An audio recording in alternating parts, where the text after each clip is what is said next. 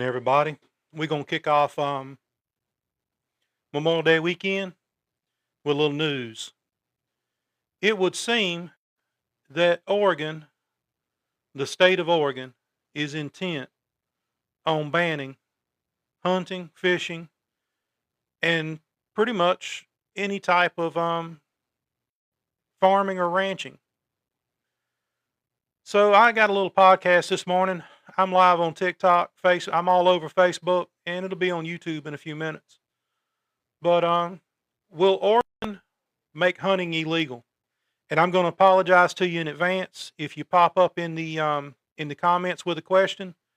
I will come back and look, but when I'm reading and I've got some going on, I may or may not see your comment. So I apologize in advance.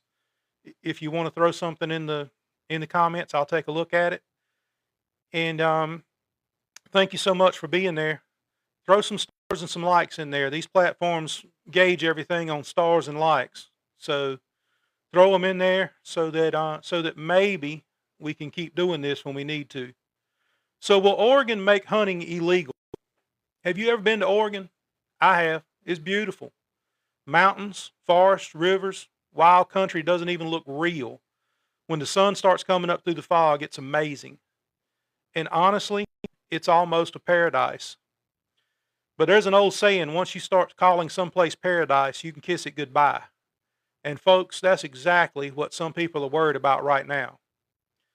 Oregon has a petition called IP28.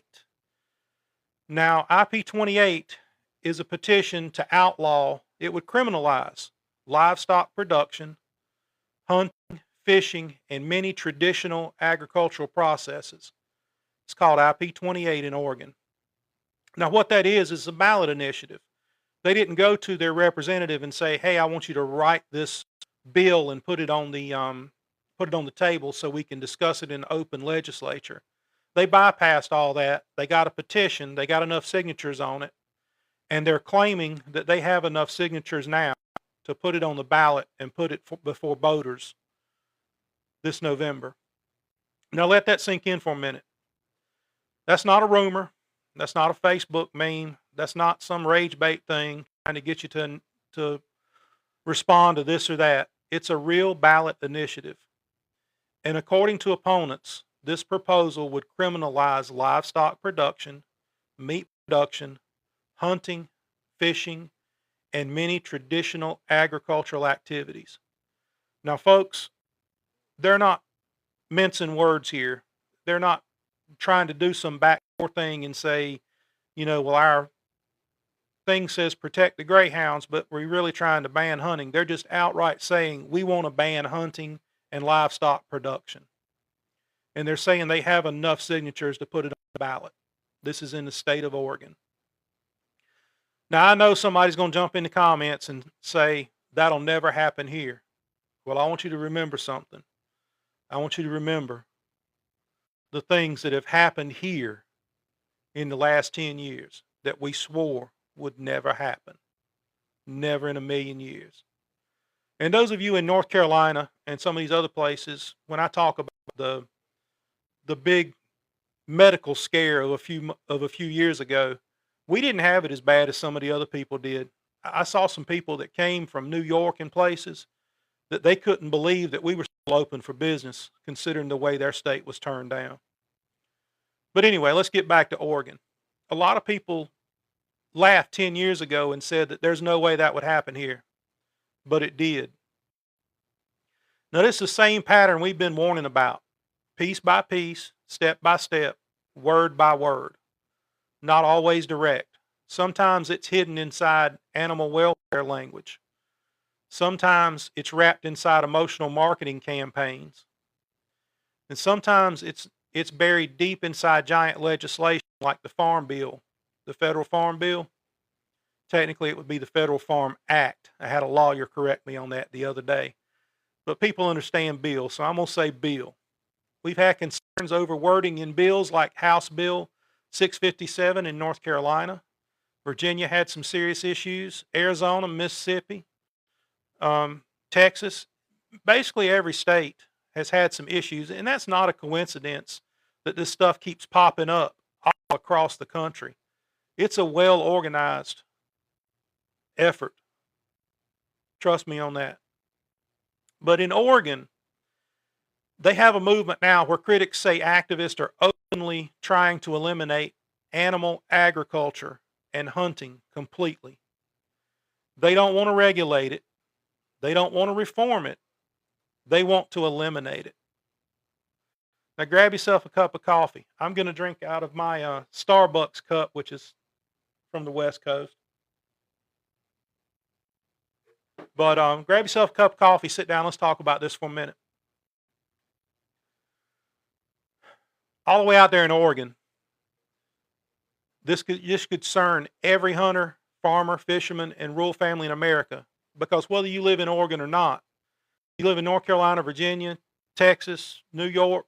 New York right now, they banned youth hunting. Yeah, we're going to do a story on that soon. But no matter where you live, or if you live back in the swamps and pine woods of eastern North Carolina like me, what starts in one state has a funny way of spreading. And folks, this one's serious. The organizers behind Oregon's initiative petition, IP28, say they have enough signatures to potentially place this thing on the ballot. That's not rumors. That's not a Facebook meme. That's not a conspiracy theory. It's a real ballot initiative. And according to opponents, this proposal could criminalize livestock production, meat production, hunting, fishing, and many traditional agricultural practices. They did it. It's not law yet, but it's going to go before the voters unless something changes. Now, what I want to say here is something very important. People have a right to disagree about hunting. They have a right to be vegetarian. People have a right to be vegan. They have a right to advocate for causes they believe in. That's called America. But hunters and rural Americans also have the right to notice patterns. And the patterns that we see, first they targeted game birds. That's illegal now, everywhere. Then they target trapping, then hounds, then certain breeds, then rodeos, then fishing, then farming, and then meat production itself. Think about that, meat production. It's always presented as just one small change until one day people wake up and realize the culture they grew up with is suddenly being treated like criminal behavior. Think about that. Think about the things that you do. Think about the things that you've done in the past. Think about what we call Saturday in North Carolina is a felony in New York State. A lot of the activities that I do on a Saturday might get me life in prison up in New York, especially some of the hunting devices that I carry. Definitely illegal there. But these people in cities sometimes don't understand the rural economies. A hunting season is not just about hunting. It's about gas stations. It's about feed stores. Now, feed stores, it's about them around because you don't turn the dogs off. They don't have an off switch. It's about tracking systems, farm equipment, small diners, hotels, taxidermists, processors, and local jobs. By the way, processors. There's a state right now that has a bill proposed to make it illegal to process your own meat. You have to take it to a processor. Think about that for a minute now. In many small towns, hunting seasons pump life into local economies. It's the same thing with livestock. If they ban livestock, are they going to ban selling meat in the grocery store? When you go to the grocery store, you're going to be able to buy carrot juice, carrot steaks, and that's it? Or is there going to be some chicken and some beef up there for you? I mean, if they ban the production in the entire state, are they going to ban the sale of it as well? This is crazy. This is really crazy. A lot of times, a family farm is just that. It's not some evil corporation. A lot of times, it's somebody's grandfather. Somebody's been trying to hold on to land that's been in the family for generations. And then activists say, stop producing meat. Stop hunting. What they're really saying is destroy the entire economic and cultural system. And I'm flipping back and forth between my two cameras here. let's ask the obvious question. If Oregon banned or heavily restricted livestock production, where would the food come from? Where would it come from? Other states? Other countries? Seriously, other countries? Longer supply chains? Higher prices? More dependency? After all, we watched what happened during supply chain disruptions of the last few years. We're still recovering from them, and businesses are still going out of business. You'd think people would understand how dangerous that could become. Food security matters. Do they want people to starve to death? Probably. Self-sufficiency matters.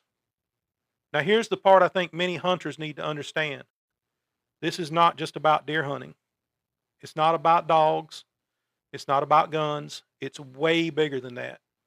This is a culture war over whether rural lifestyles are considered legitimate anymore. And I think that's what many people are so frustrated about, because a lot of rural Americans feel talked down to constantly, like our traditions are backwards, like our skills don't matter, and like they're obstacles to progress. And we probably are an obstacle to progress because a lot of us don't fall in line and say, yes, sir, real quick. But here's the truth. The same people that are mocked for hunting are often the same people fixing stuff, working farms, feeding you, repairing power lines, making sure your electricity works, fixing your cable when it goes out, raising livestock, running heavy machinery, or keeping the communities functioning during disasters. Talk about that operating heavy machinery for a moment. I remember before my dad died, we were in a room where a conversation was taking place, and people were complaining about the road construction that was ongoing. They were turning a 2-lane road into a 4-lane road. And there was some congestion, where the road construction is going on. Of course, there was congestion. But there was somebody in the room that complained about it and said, I wish they would just get all these tractors out of the way and stop and get rid of this stuff. Dad looked at him and said, I wish they would just prevent you from driving down a road, period, because they got to build the road for you to drive on it. A lot to think about there. But somebody says, well, this could never happen nationally. Well, there's 50 states. If one state passes it, that's 49 to go, right? Remember how quickly culture changes. 20 years ago, most Americans would have laughed at the idea of outlawing meat production. Now major corporations are investing billions into synthetic meat alternatives, and some of it's made out of bugs. And now there's an open campaign against animal agriculture. Oregon's a test state. Trust me. And again, you don't have to believe every claim. You don't have to panic. You don't even have to pay attention if you don't want to.